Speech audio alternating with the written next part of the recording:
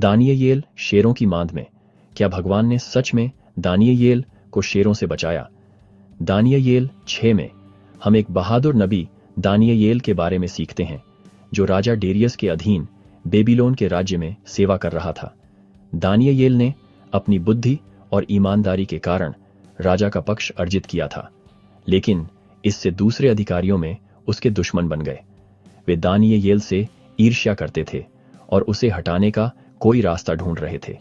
यह जानते हुए कि दानियेल भगवान के प्रति वफादार था, उन्होंने राजा को एक कानून बनाने के लिए मना लिया कि 30 दिनों तक कोई भी राजा के अलावा किसी देवता या मनुष्य से प्रार्थना नहीं कर सकता।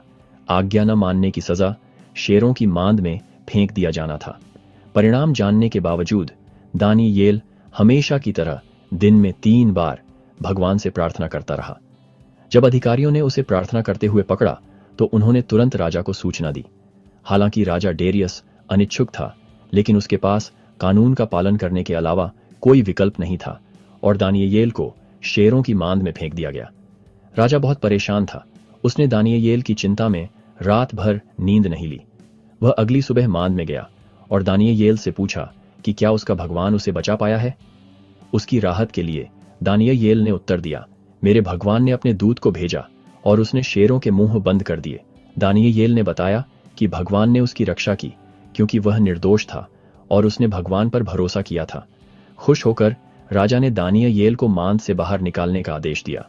दानियेल को बिना किसी नुकसान के पाया गया और राजा ने उन लोगों को मांद में फेंक दिया जिन्होंने उस पर झूठा आरोप लगाया था।